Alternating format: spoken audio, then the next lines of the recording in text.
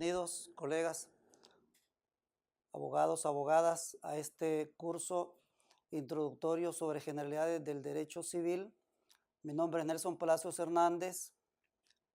Actualmente me desempeño como juez cuarto de lo civil y mercantil de San Salvador, capacitador de la Escuela de Capacitación Judicial del Consejo Nacional de la Judicatura, y les hago una atenta invitación a que sean partícipes de este novedoso curso y con una metodología que invita a un estudio interactivo en el cual ustedes serán los protagonistas, los constructores del conocimiento, en la medida que ustedes vayan avanzando y profundizando en las diferentes temáticas. Esta metodología convierte al estudiante en el protagonista de su propio conocimiento. En esta ocasión les quiero comentar muy brevemente sobre una de las temáticas que se van a discutir y a proponer en este curso, como lo es las clases de herencias. Las clases de herencias, concretamente, las regula el Código Civil, dividiéndolas en testamentarias, intestadas, y también tenemos la modalidad de las herencias mixtas, es decir, parte testada y parte intestada. En primer lugar, las actuaciones o actos testamentarios es una prerrogativa que tiene toda persona para poder transmitir sus bienes, derechos y obligaciones a sus sucesores.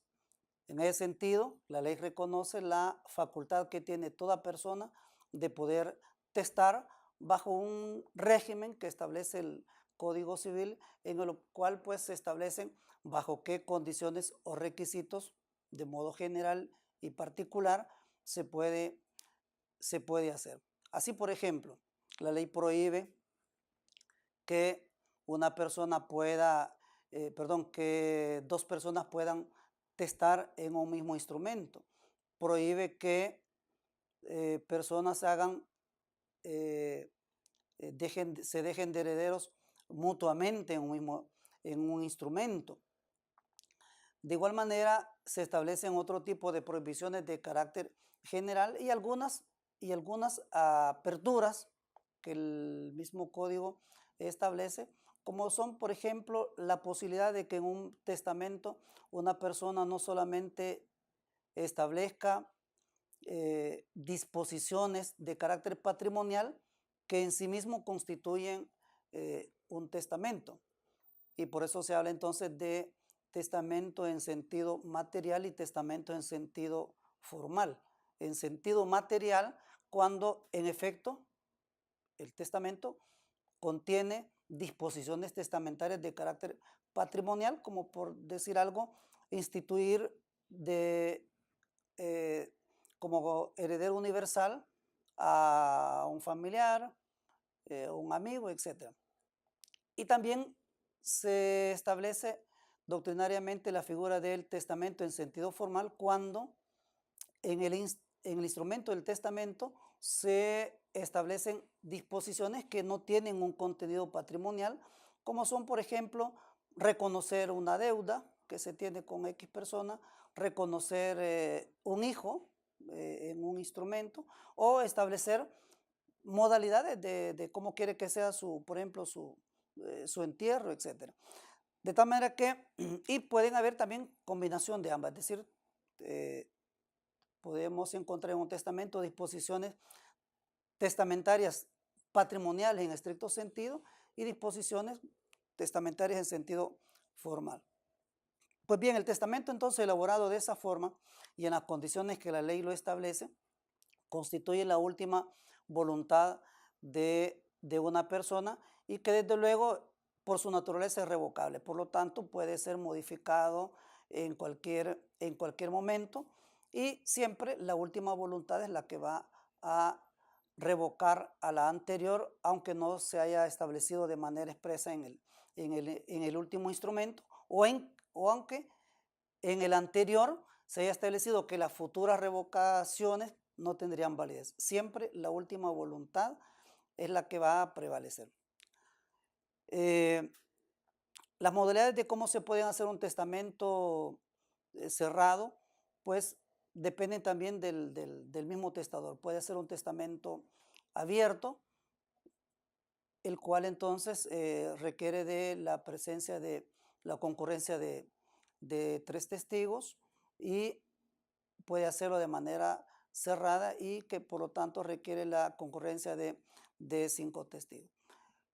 Esas son las formas de poder hacer, digamos, un testamento. Y la otra modalidad de las herencias es la intestada, es decir, cuando una persona fallece sin haber otorgado un testamento que exprese su última voluntad. En ese sentido, la última voluntad del testador es suplida por legislador y establece quiénes son las personas llamadas a sucederlo en determinado orden, como lo establece el artículo 988 del Código Civil, y ahí se establece entonces los diferentes órdenes en que son llamados. De tal manera que habiendo uno o varios de un primer orden, pues ya no es posible que le sucedan los del subsiguiente orden. Así, por ejemplo, en el orden primero se encuentran los cónyuges, los padres, los hijos de la persona. Con uno de ellos que le subsista y acepte la herencia, pues ya no es posible que puedan aceptar herencia de manera intestada los del segundo orden, y así sucesivamente, que establece el artículo 988 del Código Civil. Claro, para de una u otra manera, la persona que va a aceptar herencia necesita siempre de llevar a cabo el trámite correspondiente para que se conceda la declaratoria a su favor y ésta pueda surtir sus efectos en las instituciones que correspondan o en los registros correspondientes para hacer los traspasos. De igual manera, debe decirse que al aceptarse herencia, también se trasladan las obligaciones que genera o que ha tenido el causante, y a eso es lo que también se le llaman obligaciones hereditarias, es decir, que no solamente se trasladan los derechos o, o bienes que tenga una persona, sino también todas sus obligaciones que haya contraído. Bien, espero que esta idea principal nada más o introductoria sobre esta temática nos motive para generar algunas inquietudes, plantear algunas problemáticas, ver aspectos de procedimientos incluso, y de tal manera que pueda esto coadyuvar al estudio de esta temática que es, por cierto, muy apasionante y muy amplia. Muchas gracias.